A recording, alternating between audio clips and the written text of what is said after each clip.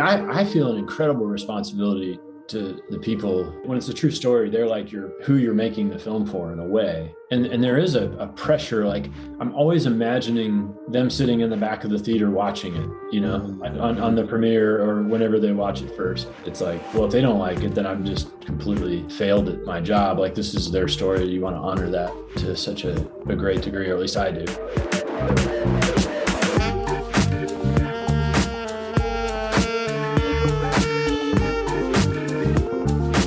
You are listening to the Act One podcast.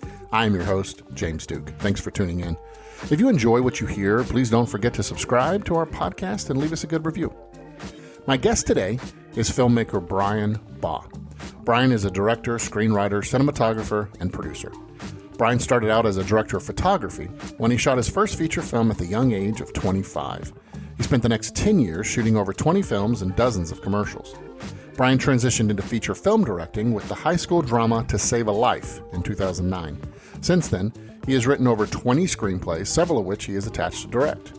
In 2016, he directed the film I'm Not Ashamed, which told the true story of Rachel Joy Scott, the first student killed at the infamous Columbine High School shooting. In 2019, he wrote, produced, and directed The World We Make, a young adult romance released by Universal. His latest feature, Finding You, was released theatrically in 2021. The film is a spirited, upbeat, romantic dramedy shot in Ireland starring Jedediah Goodacre, Catherine McNamara, Tom Everett Scott, and the legendary Vanessa Redgrave. The film is currently streaming on Amazon Prime. Brian is a talented filmmaker and a good dude. I hope you enjoy our conversation.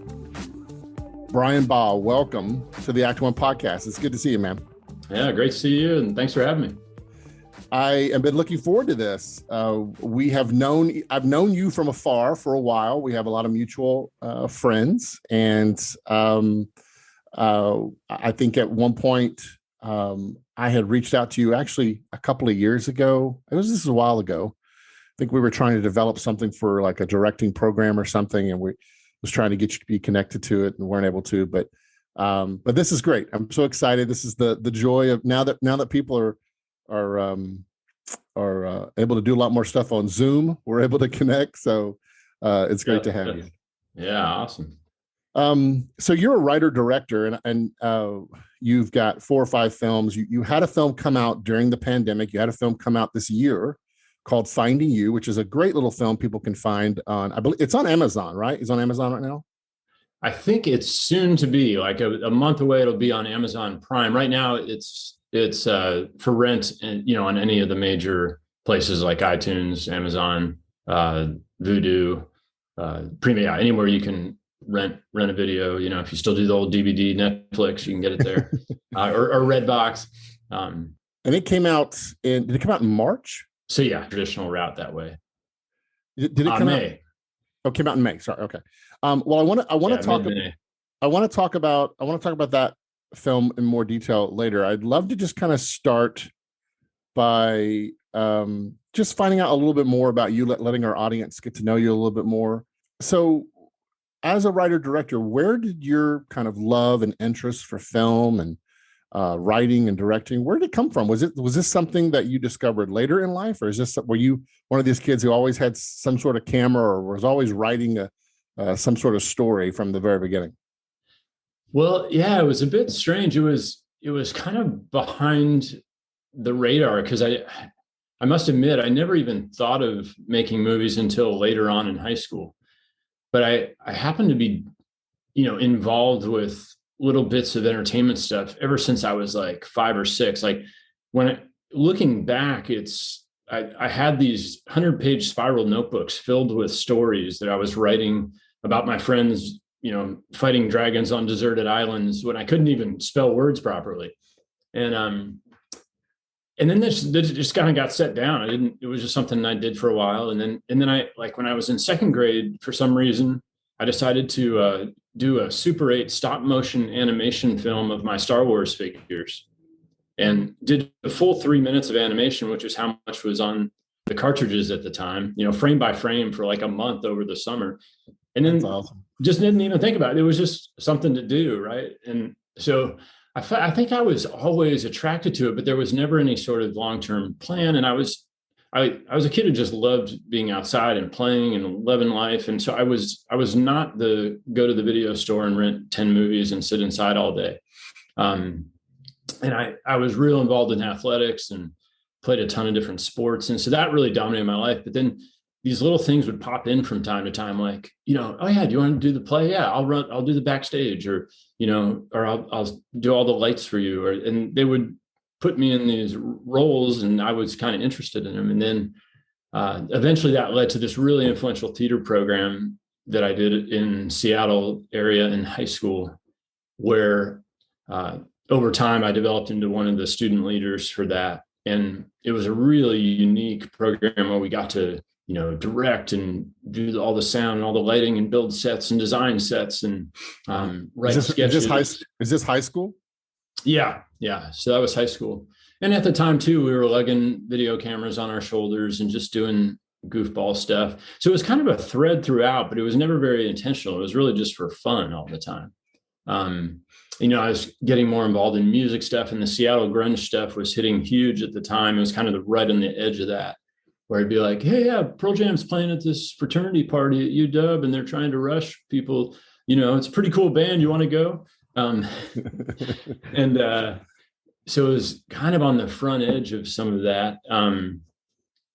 So all those things kind of combined, and actually ended up going down to USC to look at the music recording program, because I was starting to intern in some Seattle studios just to kind of check it out and see what that was like.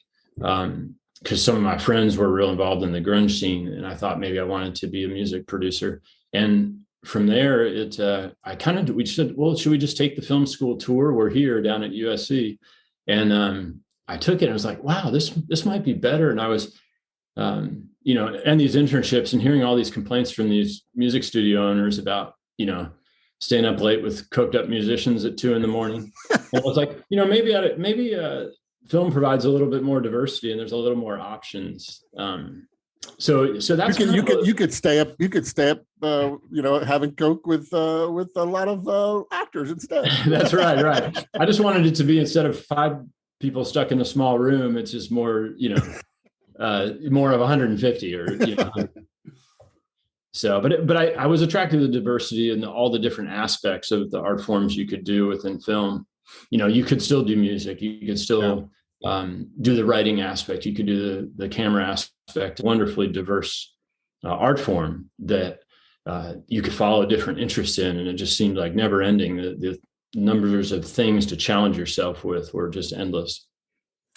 So you applied and got accepted. You went to the US. So you did your undergrad at USC? I did, yeah. Okay. And what was that experience like? Because I know we've had a lot of the Act Oneers come through that have done USC. What was that experience like for you? It was fantastic. I loved it because I liked a lot of different things. It was wonderful to be able to go to a large college and do a whole bunch of different stuff while still doing a film program. And, you can be involved in inner city stuff. You can, I was an RA, I was in a fraternity, I was, playing sports, intramurally, and then doing the film stuff. So it was just fabulous to have all these different ways to learn about people and life and everything. But then in the film program specifically, like, I just love the caliber of people there that I, became dear friends with and I'm still in touch with this day. We had a real special class, and so many of us are still in touch and talking to each other a few times a year and checking in and helping each other out. And so it was really a beautiful time. We were all just kind of little film maniacs. Like we just stuff wasn't very good, but we were trying hard. And it was just a fantastic group of people who were really smart and hustled a lot.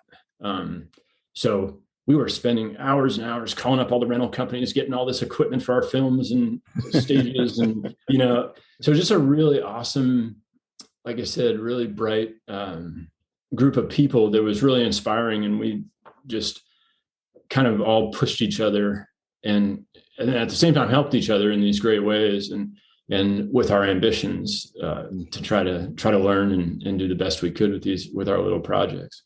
Well, let's talk about your faith journey. Were you already a believer while you were at USC, or give us a little bit of your background in your faith journey? Yeah, it was, it's tough to say. Mine kind of feels like this long progression. And, whenever I get to a stage, it would be like, wow, I didn't really understand things back then. But yeah, I feel like a little bit of a unique or sort of interesting journey, because I never, mine's a little bit uninstitutional, and probably led a little bit by my skeptic father, who has a faith, but it was never a huge party. Like he would let me while they went to church, I would go out and listen to Casey Kasem's Top 40 in the car, and it's a sad fact is that most of our audience that are like under the age of 35 have no idea the joy and the experience that we would all have to. What's the top 40? Like, what's the number one song in the country? Let's listen to Kasem. They won't have that. They don't have that joy that we have. They could just look online.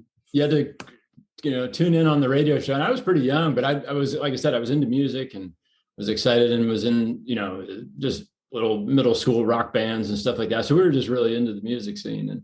And, but yeah, so my faith journey, I feel like there's little markers where I think I always had a deep respect for Jesus and what he was doing and his mission and the great adventure of it. But there was, for me at least personally, a great disconnect with what I saw in Christian culture. And so I just didn't have a whole lot of examples that I wanted to be like. So I was sort of this person rejecting the culture that I saw that felt a little bit, at least again, in my experience, it was a little fake or kind of had this gloss of unreality over it. And I just never connected with that. So a lot of the institutional stuff that I was exposed to, I just didn't find a great connection with that. And so in some ways then at that age, I just threw the baby out with the bathwater, but I always had this deep respect for Jesus and what he did. And so I kind of knew that, and I would at times read the Bible real in depth, and I would even use the principles, but it didn't kind of all commence until like midway through high school and through young life, where I kind of first heard things in a way that I could make sense, and did had some of the experiences there. And there's a lot of when I was up in Seattle, there's a decent influence of young life up there. And so that really became the start. And then I think it took me like 4 or 5 years to kind of figure out, which was kind of midway through college or so, when, to get rid of old patterns and old ways that I had been doing things. And so it felt like this kind of 4 or 5 year journey to, once I knew what I believed, to start understanding what that meant in my life. So it's a bit of a process, but in a cool way. Like I never, it wasn't tied to one church or person, very personal in my own. Yeah.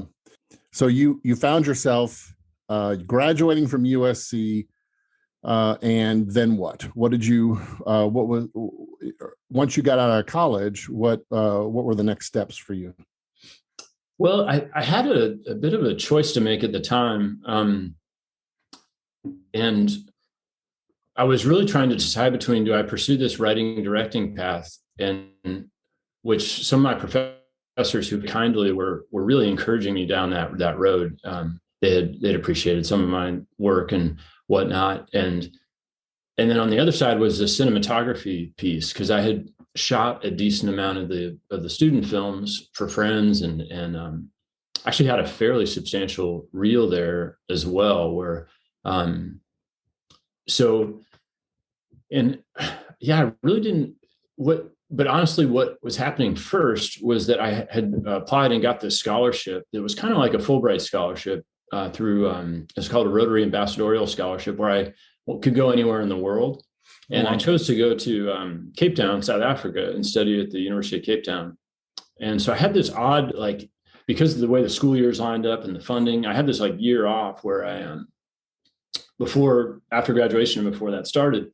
And so I was fortunate to be able to intern on a bunch of studio features from some SC connections and things like that under some cinematographers that I had gotten to know.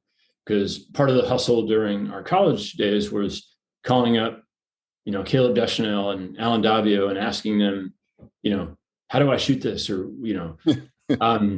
or how do we go about this? Or we don't, we have this car scene and, we don't have a process trailer. So what are we going to do? Or, how did you do this photographic technique in the natural to make it look right? If we were doing the Spaceball movie. And so we asked Caleb, and so I got to know some of those guys. And so I was able to intern on some of those sets and see the world and knew that. Then had this odd year of studying in South Africa where I, did some writing. And then also I felt kind of, after film school, I felt oddly like I'd almost done graduate school first. And I didn't, I wanted to know more about just random subjects, communism, world history, just different philosophies. And, I felt like as a filmmaker, you have to have, Dean Cundy says you have to know a little bit about everything. And I think at 22 coming out, is like, what, and you guys often speak of this, right? Where's my voice? What am I even going to say? Yeah. And so I really wanted to spend that year just reading a ton. And I think I read a stack of books like 4 feet high or something. But by the way, for aspiring filmmakers who are listening to this podcast, this is the best advice someone can give you right now. I can't recommend this more highly. Take some time to go live life, read, travel, meet new people. This is important for filmmakers. This seems like this was probably pretty seminal for you, wouldn't you say, Brian? Oh, it was huge. Yeah. I mean, it was so formative. Just, I had always had a, fascination and curiosity about Africa, and, was so, probably partially because of the book and film, A Power of One, or the Power of One, the Bryce Courtney book. I was like, I got to go check this out, and learn about it and see what's going on there. I was just always fascinated about it. And by the way, I love South Africa. I've been there. I haven't been to Cape Town, but I've been to Pretoria and to Johannesburg. Oh yeah, I have dear friends there, and it is a fascinating place, a beautiful country full of lots of dichotomies. And oh my gosh, yeah, 13 national languages and 4 main cultures, and the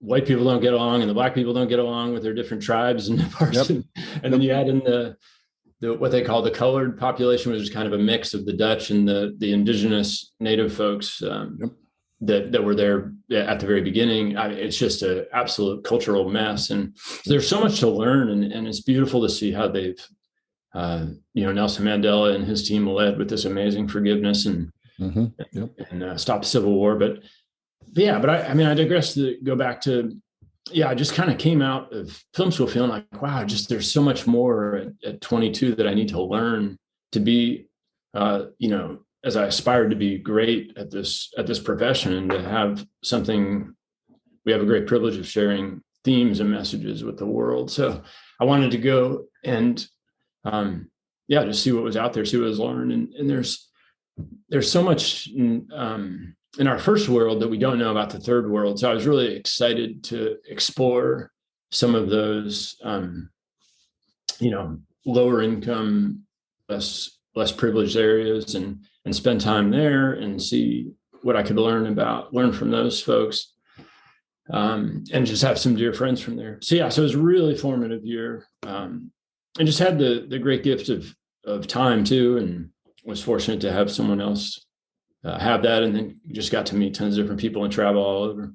Did you feel like you had to choose coming out of school between these things that interested you, writing, directing, or cinematography? Like at that time, did you feel like, man, I have to pick one or the other, or did you still think, okay, no, maybe I can still do all of this. Maybe I can make a living doing everything. Or did you feel the pressure to go, no, I need to pick a lane? I felt it was wise to pick a lane, and I still think I would I would suggest that. I think, in LA, well, I guess there's two aspects. There's the practical aspect that there's only so much time in a day, and there's so much excellence required to be good at something. And in a very competitive industry like the film industry, you've really got to be one of the best at whatever you're trying to do to even get hired to do anything. So I do think you kind of can't. I mean, there's some people like Soderbergh that goes and shoots his own stuff, or you could argue James Cameron's doing things, and there's some playing, and the occasional one that throws a camera on his shoulder. But I think those are more the rarity, and honestly, those people are probably propped up by other crew members, or they're not having to stay up and current on a certain discipline because they have certain levels of support. So I just saw people that were going out and trying to do everything, couldn't kind of get. It was very difficult for them to get at even one of those things. Yeah. And when your focus is split, it's difficult. And then the second side is that I think producers and people who are hiring, they don't want to be confused about what you are. It's like, well, are you an editor or are you a director, or like, because they basically want to know which one you're good at. Right. You're confusing me. Like you can't be a good, I know you can't be a good composer and a great, editor. There's not enough time in the day, right? So it tends to look and also they want to know, and also maybe at a certain point they want to know how to budget you. Right. Yeah. If you can save them money, then obviously they like those things. Yeah. If you're a multi-slash, I can save some money by paying one person. Yeah, and there are some folks out there that are composer, director, editors, and they kind of do everything. And it's the Robert Rodriguez, or there's some guys that kind of jump in and do that, and more power to them. There's a handful of folks I know like that, but I think they typically do that mainly for their own stuff that they find their own funding for, rather than getting hired by other people to do everything.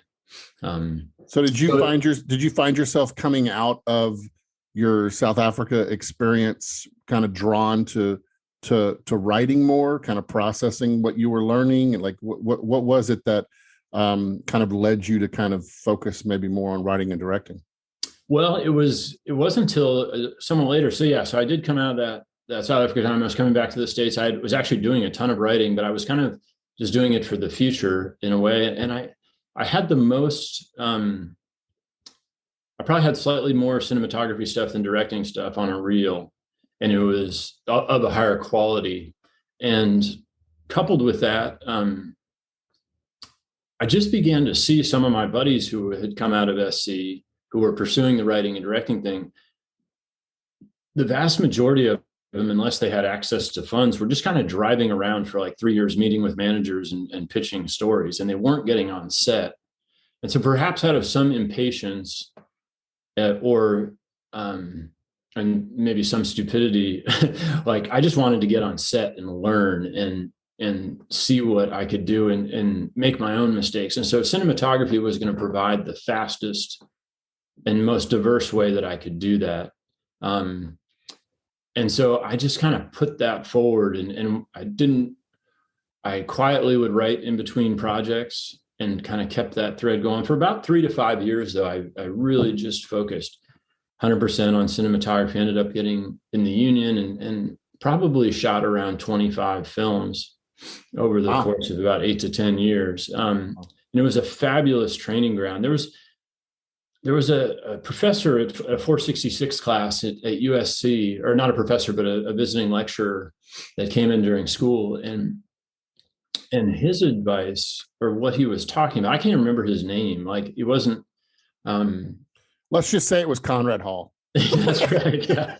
It definitely wasn't him, although that'd be great. But he had said that like you only get your first chance to direct one time. And most people, if you mess that up, you don't get, no one's going to come back to you and say, "Oh, you messed that up pretty well. Why don't we give you another chance?" So that for some reason that sunk in. He's like, make sure you're ready. Make sure you know what you want to say, that you have the skills, that you know how to manage a day, that you know how to deal with actors, that you And for whatever reason, that just sunk in, and I just kind of took the more marathon route of like, hey, I'm just gonna, I want to see other people make mistakes. I want to observe techniques of other directors, get to know other producers, see how they're doing things. And so it was an incredible kind of graduate education, right? For, or medical internship, where I could just be on set, be really close to all these things, be making a lot of decisions, be learning a lot myself. And so that's, and I always kind of thought, okay, I'll just do this for a while. And I could just love this and want to do this for forever. But I kind of always had those professors in the back of my mind. You need to be writing and directing. You need to be writing and directing. And so I just kind of had that in the back of my mind that someday I might switch. But again, at the beginning, it was pretty pure. I wasn't trying to mix those, or, I wasn't eyeing the directors I was working with, trying to steal their jobs or anything.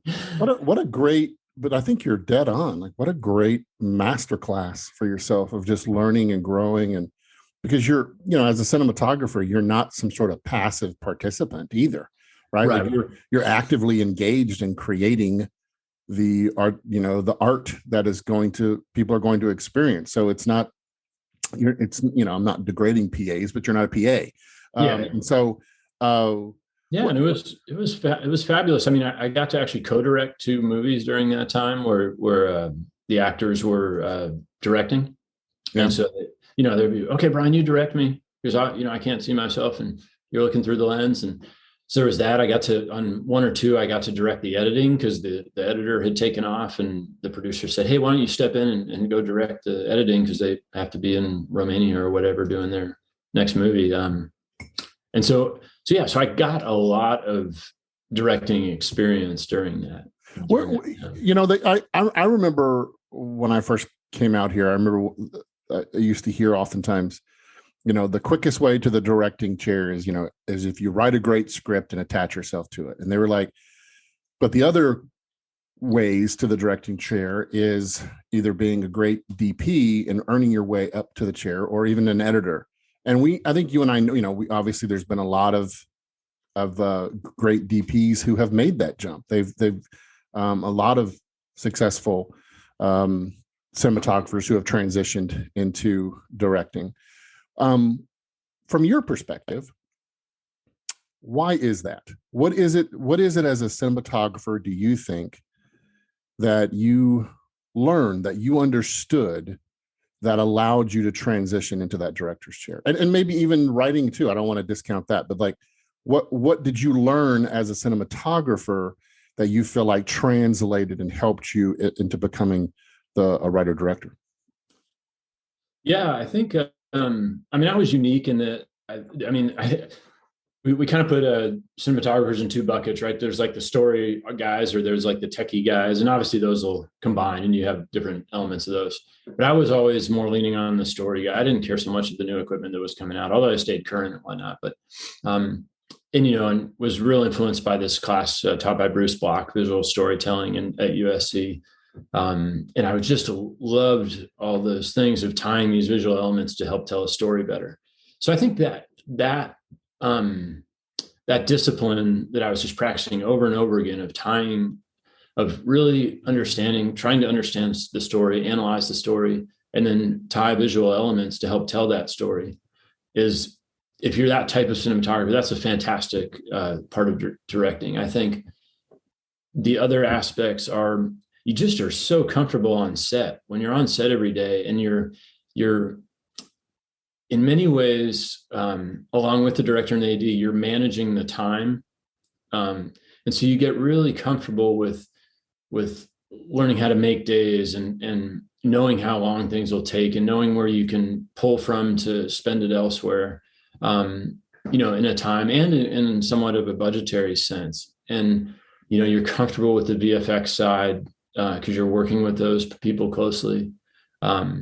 So I just think like set mechanics, there's some writers that show up to set and they're like you're talking about, because I still think it's easier for a writer to, the writing path is easier to make it to directing than it would be through editing or DPing. Just because you can have an entity that sort of forces that if you write a great script. But But the so there's just an incredible comfort with knowing how a day goes, that with when you get other folks, specifically writers that haven't managed a set or been on a set a ton, you're just super comfortable about all the give and take. And I'd say the third aspect would be that you're hanging around actors all day and you're seeing different acting techniques, and you're seeing how because every actor is different, and a director needs to really quickly learn how they operate and what's best for them. And with the chance to see hundreds and hundreds of different actors and what they do and how they work and how they're communicated to, and what they respond to and what changes and what makes them great, and what makes them tick. You just have a long log of memories that you can draw upon. They're like, oh yeah, I remember that technique or this one. It's all that was helpful. It's so amazing to me sometimes when I will hear people talk about they're going to go make a film and how they're going to do this and they're going to do that. And there's such a lack of, at times, and I'm not pointing out to anyone in particular, although if they know they had this conversation with me and they hear this podcast, they might know. But you're in trouble, James. I'm in trouble. No, but there's sometimes such a lack of respect of what it means to be a real artisan and craftsman on a film set. These guys who are these DPs, these gaffers, these guys who have worked in film and television for years, man, there's such a, to your point, I'm getting at to what you were saying, which is knowing how to interact, being on set every day. There is a skill that gets developed, even communication, how to communicate to your team, how to communicate to your guys, to your crew. When I say guys, that means girls too. But this idea that you can just do that, like you can just show up one day and just be great at all these things. I'm not saying that people can't have natural raw talent, but what I am saying, to your point, is so much of these skills are hard fought and earned on a set, and it takes time, and it just takes years of practice and making mistakes and learning and growing. And that's why so many crews work together and go and move with each other, because that you build that kind of that second language with each other, and it just makes a huge difference. And I just think we can't underestimate. There'll always be someone who'll just show up on the scene and make their first their first film is Citizen Kane. Every once in a while, you'll have that. Yeah. But for the vast majority of people, it takes years of working on their craft and developing. And I'm talking about not just the people that you see in front of the camera, but the craftsmen, the artisans that are behind the camera as well. Yeah, for everyone, really. I mean, it's such a difficult craft to get really great at. And I think people underestimate how much management and leadership skills are needed as a director. Like, in some ways, it doesn't matter how great your artistic vision is. If you can't communicate that and get the 40 to 150, 200 people to align in that vision, you won't get it done. Or if you have a set mutiny, because you're not treating people well, it could ruin your best scene. Or if you, don't know how to communicate to actors, or don't know how to communicate to crew and pass on that vision, it doesn't matter how good your art is. You have to be in terms of how many people it takes to execute that management and leadership is such a critical component that I think is really, really underused. In some ways, I read far more books about that right now than I do about actual filmmaking and screenwriting, because it can be such a large part of the job. Absolutely. We talk about that at Act One as well, and just that who you are on that set is more important than actually what you do on that set. Like there's like a baseline of what you do on that set is important. It matters. You have to have it. Like you were saying earlier, someone's going to pay you a lot of money. There's a lot of other people trying to have that job. So you have to be great. Mm-hmm. There's a level of highly skilled that you must is a minimum for everyone in that. Yeah.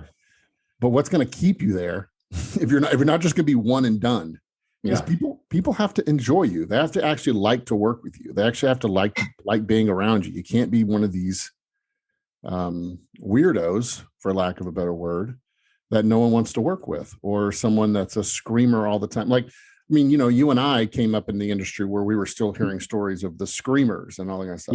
Yeah. And our industry has changed for the better. Those people, for the most part, we've tried to weed them out. And most people are like, you know what? I don't want that in my life. I don't, I don't want to spend, 45 days on a set with someone screaming at me and throwing things at me. So right. Yeah. No, it's an intense job with a lot of pressures, and you want to be in the battle with people that you can depend on, that you enjoy, and just the simple fact you're spending 10 to 14, maybe more hours a day with them.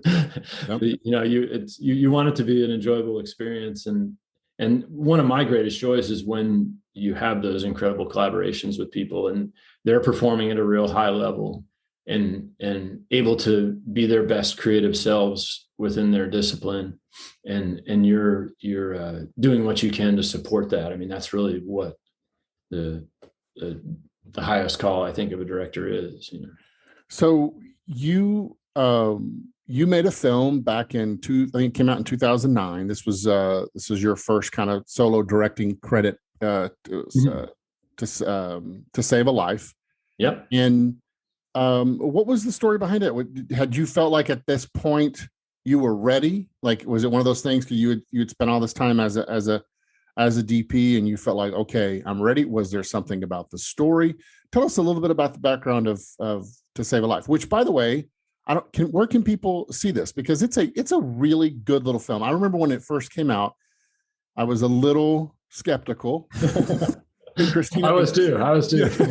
And Christina was like, "No, you should watch it," because she told me, she's like, "We shot it on a pretty much nothing budget," but I was really impressed by the heart and the pathos of the film, and it felt different than what other people would classify as a quote unquote Christian film, and this one felt a little different, and so I was actually kind of impressed in that way.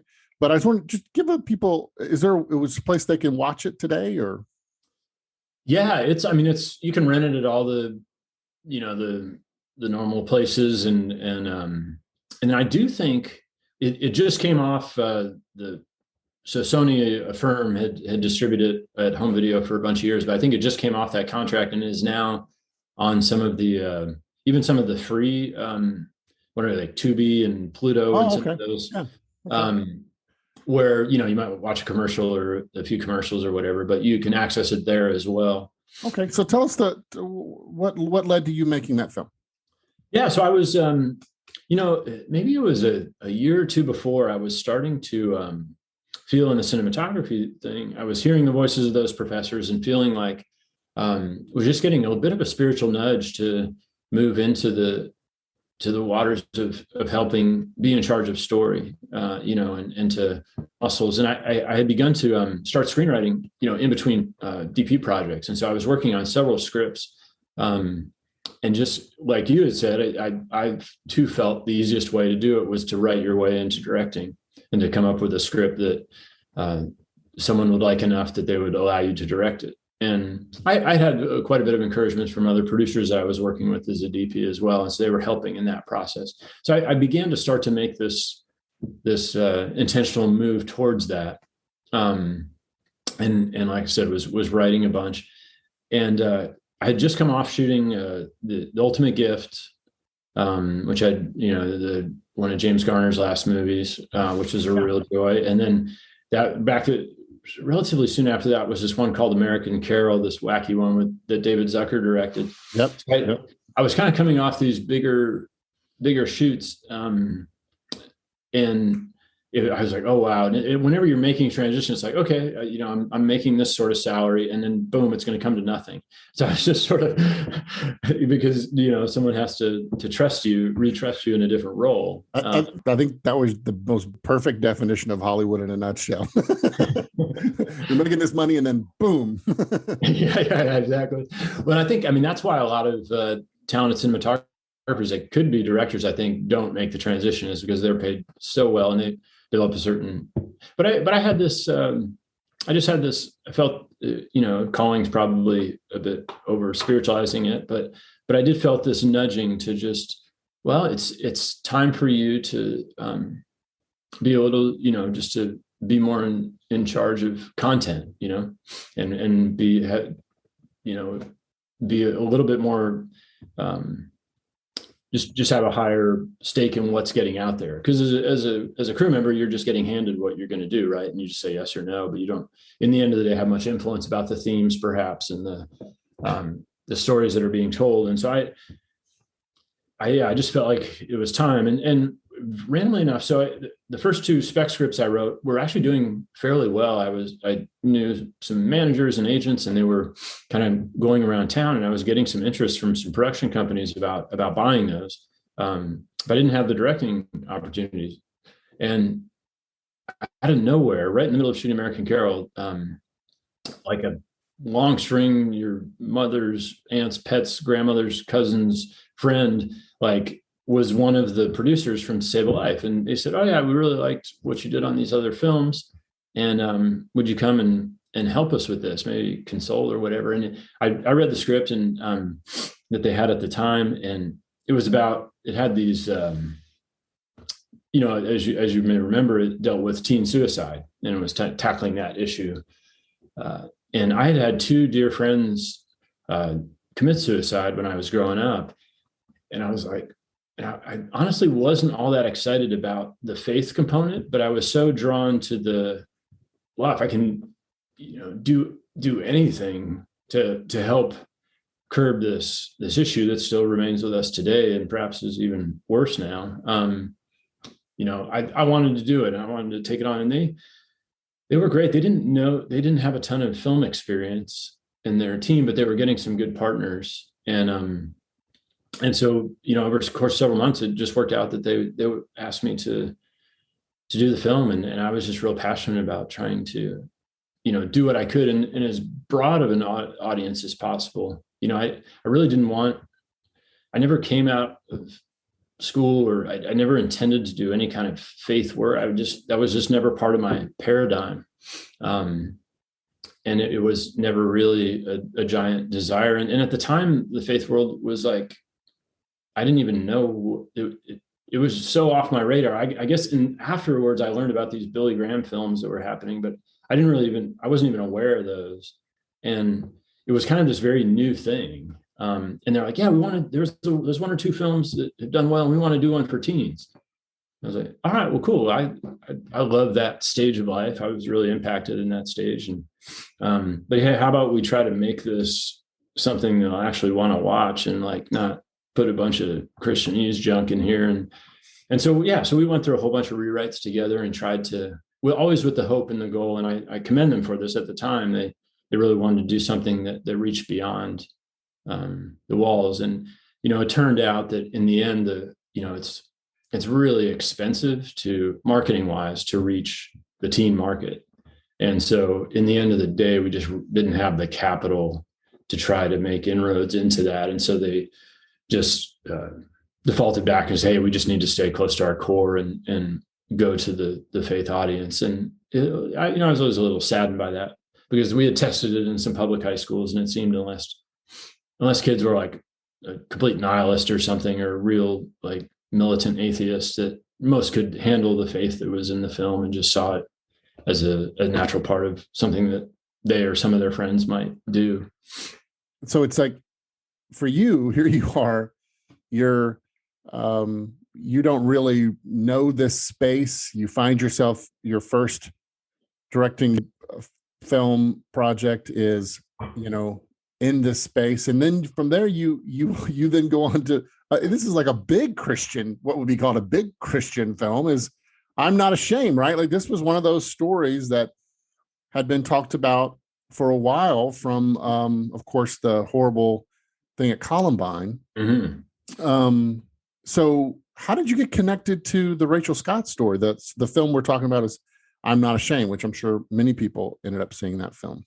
Yeah, that I think because of my work in the teen space, I think that was of course a big draw. So I didn't know those producers before that, and so they had reached out to me. They were looking for someone to they had gotten down the road with a few screenwriters, and they were looking for a writer and a director that could help work with Rachel's mother, Beth, and she wasn't 100% happy with where the story was. So, can you come on and help and work with her and polish the script up a little bit, and then we'll go shoot it. And I think it was just a combination of my background and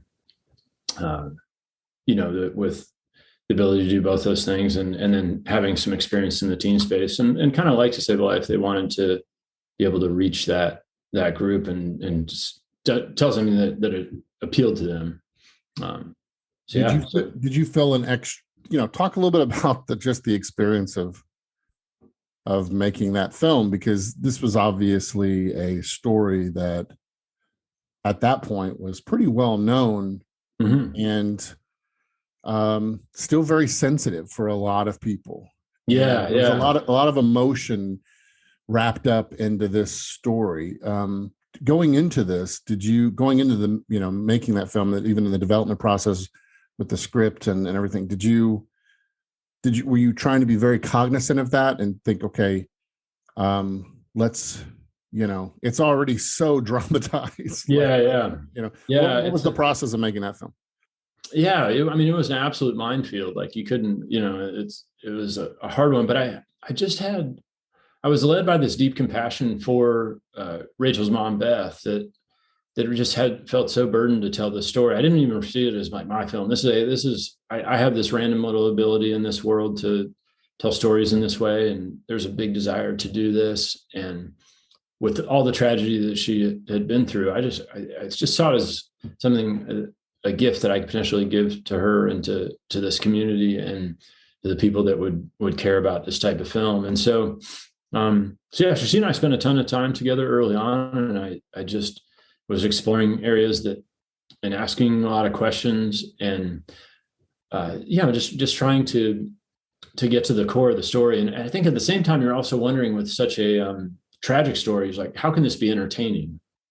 Like we're still making entertainment, like it.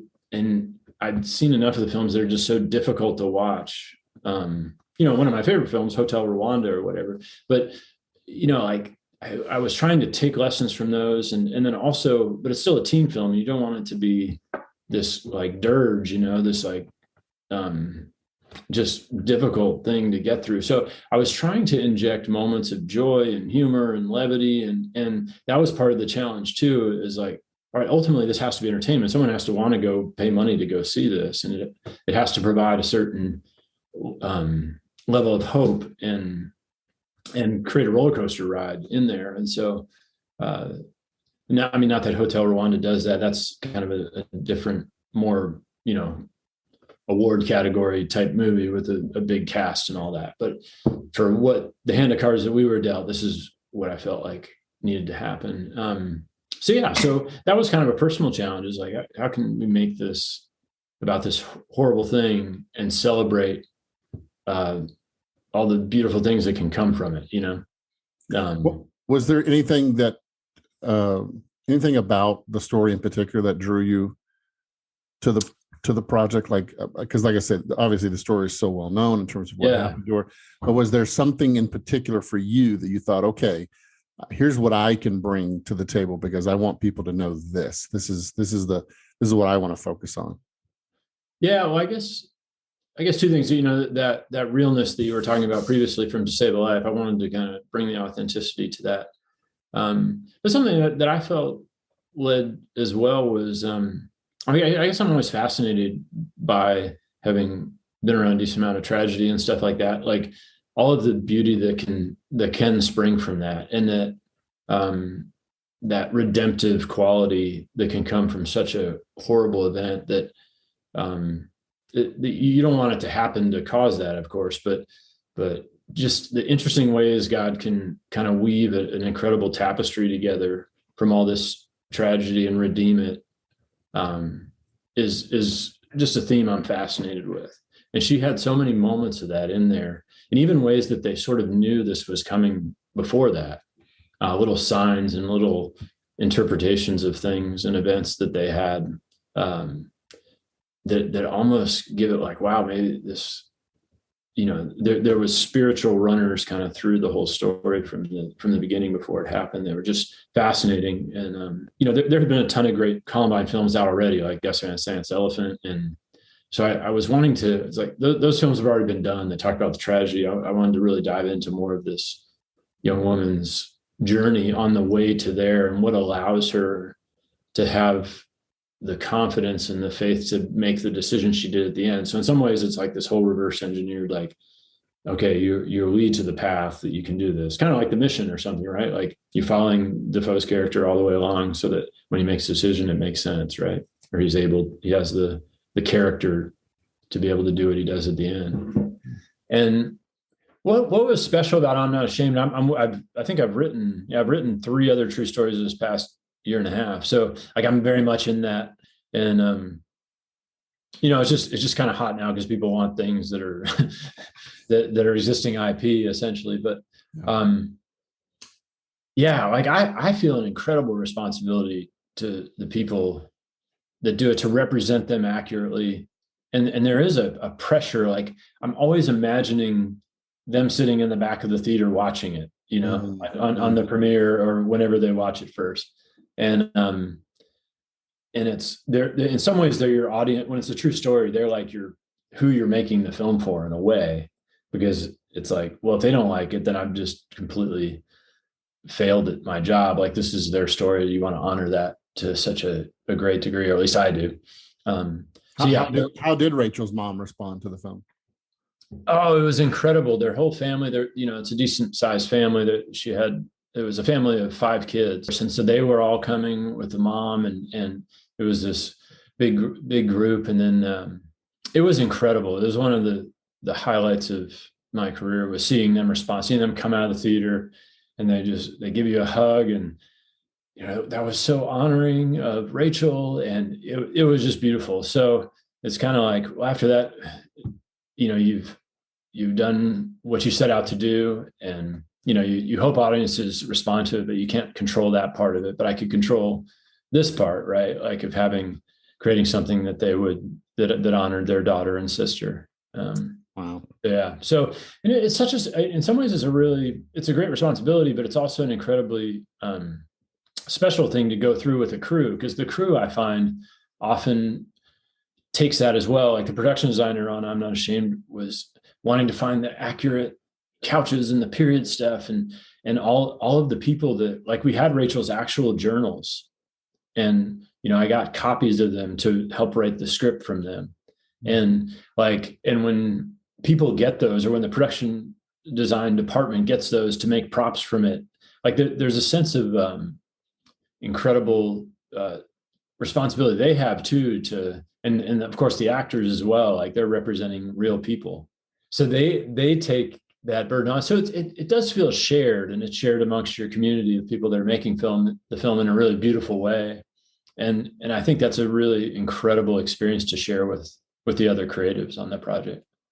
You followed that film up with a film called The World We Make. Mm-hmm. And was there any unique challenges that you feel like, or maybe even things that you learned in the production of that film that you feel like it's kind of really helped you grow and develop as a filmmaker? Oh man, I mean, each one you learn so much. I mean, I literally keep a list of things I learned on each film. I try to review them whenever I go to the next project, so I don't make the same mistake twice. But yeah, I mean, each one, you just, like, every actor you work with, you learn more ways to connect and to communicate. And I feel like I'm just learning new tricks all the time. And that one we were doing, it was kind of technically too, we were having fun with tracking horses on drones and doing some things like that, and getting to do things that were just far easier than they used to be 10 years ago. So that was really cool. But I think that brings us to your latest film, Finding You, which it's this sweet romance. I think it's described as a romantic dramedy. Mm-hmm. And but once again, it's beautifully shot. It feels like your scale has gotten a little bigger. It feels like a bigger budget. I don't know what the budget was, but it certainly feels like a bigger film. And but it's very much for the romantics out there. I told my wife that it's right up her alley. And fans of YA, it's based on a book, right? It's based on a book. It is, yeah. It's based. And I'm a little jealous of you because you got to work in this film. You got to work with, you have a pretty cool cast. And the one that I'm jealous about is Vanessa Redgrave. Can you talk a little bit about just how this film came to be and what brought you on board to make this film? Yeah, so it was the core team essentially from The World We Make. So Ken Carpenter and then Julian Reed, and we really enjoyed working together on that one, and we wanted to do another. And one of the exec producers had found this book and said, "Hey, I think this would make a good film and be a good YA, romance." And so it was really the same team. We just carried over. We did it. It was one of the films that I've worked on that's come together the most quickly. So that was really amazing and wonderful and rare.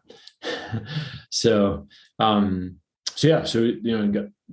exec producer got the rights to the book, and we did some development, and we were off to the races. Did you have to do when you're given the book? Is that what we see in the film, or did you have to rework a lot? What's the process like for you in developing a novel to the screen? Yeah, so I've done it once or twice previously, so I had a little bit of experience with it. I think they're usually a lot longer and you can't fit all the story in. So as is well known, you're just trying to look for what is the core of the story and what aspects you want to bring out, what's going to be the most cinematic amount. And thankfully was in conversations with the author about that. And when I presented, so I go through the book and then I present like 10 whatever it is, 5, 10, 2 things you want to change. And she was wonderful, Jenny Jones, the author of the book, and she was like, "Yeah, that all sounds great." I think she was shocked that we even wanted to do the book and all that stuff. She was very happy to have something of hers coming out. So she was really fantastic all the way through. But I wanted to get her perspective. Like, I like to get the author's perspective because you never know, like my work 5 years later, there's things I'd want to change about it. So I like to dive in with the author and see if there's anything that in retrospect, they would have done differently or they wish they had done, because you get a bit of a redo if you want. And then, so a lot of it was really condensing it and picking which storylines to go with. There were a few more characters in the book and things that we minimized. So I kind of do that. And then I literally, as I write, I have the book open next to me and I sometimes I'll kind of read the chapter as I read a scene, and see which lines. Sometimes you throw some lines in that are verbatim from the book and you kind of pick and choose and see how things are going there. But yeah, we did change some things quite substantially to make it kind of, more cinematic. And did you know, I'm assuming it was in the book that you were going to shoot in Ireland the whole time, or? Yes. Before even starting to write, we had taken an early trip out there just to see the feasibility of it, meet with producers out there, and just to see what was possible. And all that trip was successful, and we felt that we could do that and move forward after that. Shouldn't all films be shot in Ireland? Like, it's just beautiful. What What was that experience like shooting on location there? And, Oh, did you shoot everything there, or did you shoot some stuff here too? we shot most everything there. We did do if you remember the opening sequence in New York and the very end, we shot a tiny bit. We did a day in New York and a day in Los Angeles for the interior of the plane, because there was literally no airplane fuselage that we could use in Ireland. we're trying to figure it out for the entire production. We had that one day hanging at the end. It's like, oh, we just can't do it. Or we'd have to ship one over on a boat from England. And, it was all this, or we can take the whole crew over to England, or, the actors. And it was like, I think this will be easier to do over at Air Hollywood and in North Hollywood in LA, which I had shot at before. So it was just fabulous. It's a beautiful country and wonderful people. Just absolutely love the crews there. I mean, really, it was just myself and the producers that were American, and a few of the actors. And so we took advantage of the really skilled crews over there. They're making a lot of movies and a lot of television shows. So it's really a great talent base.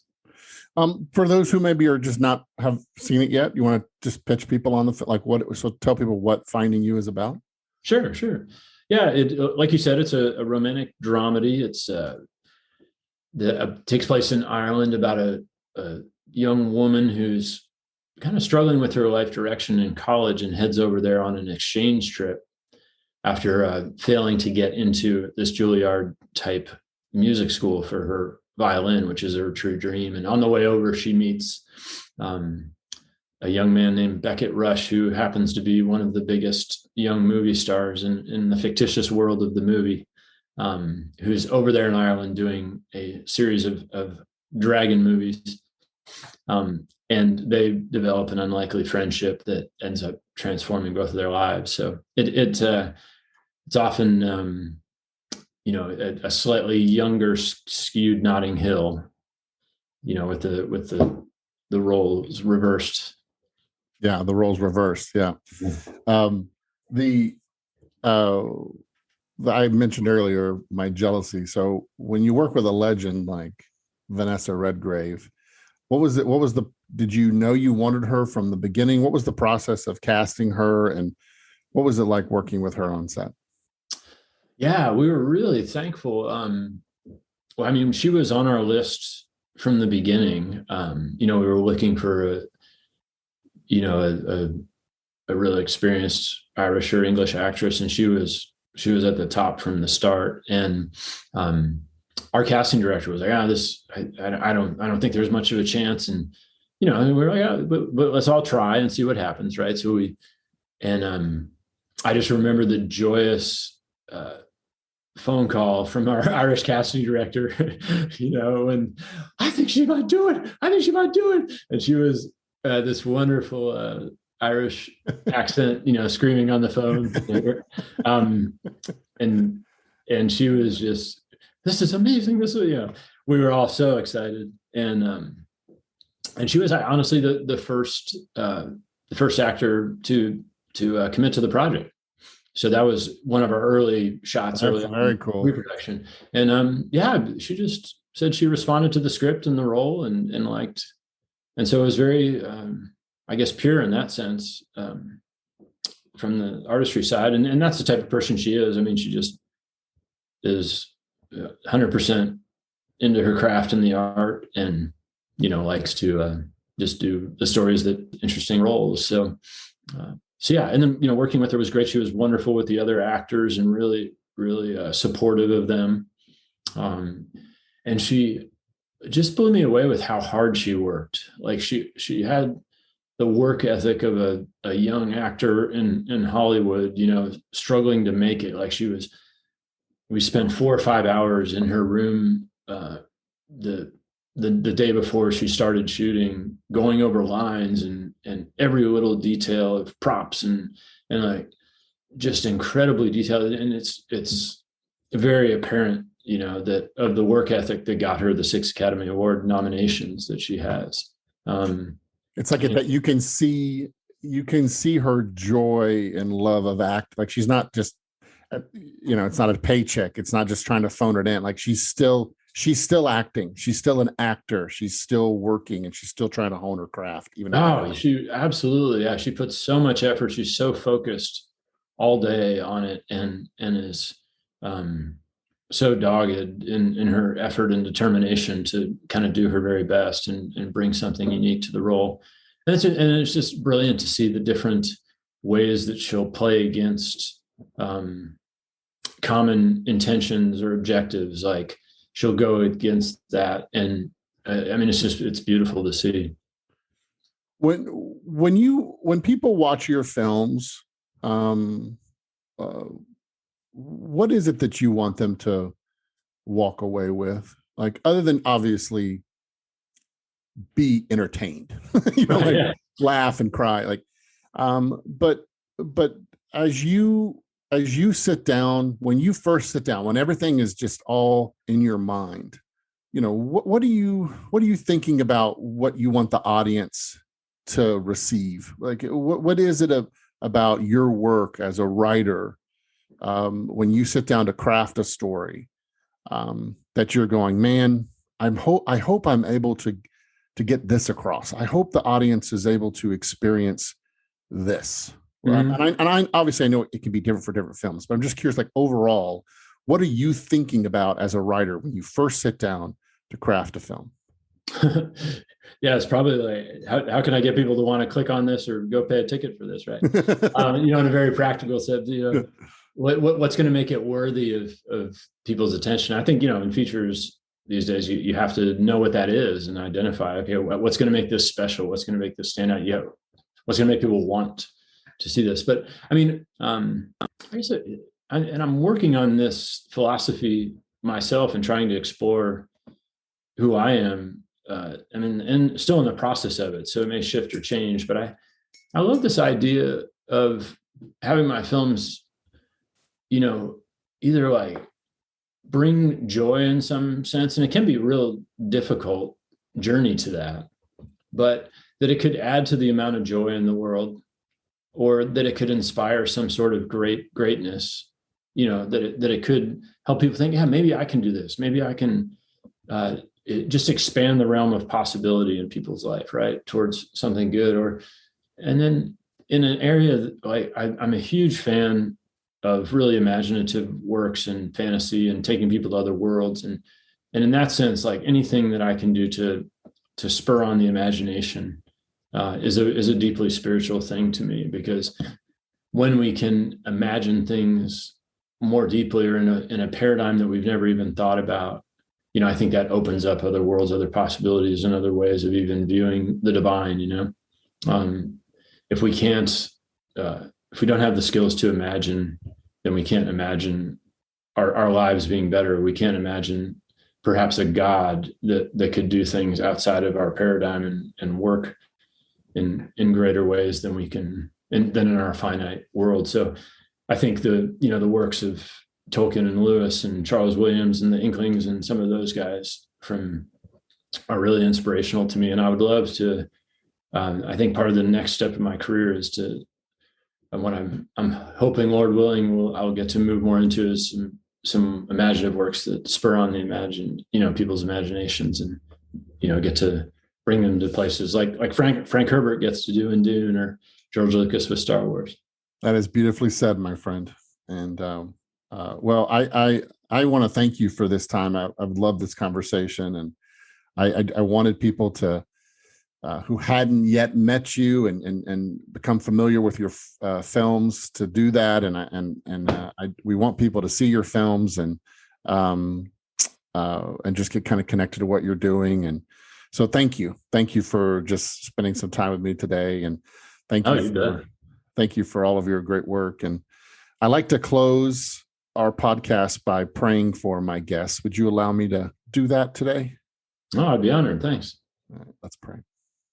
Heavenly Father, we just thank you. Thank you.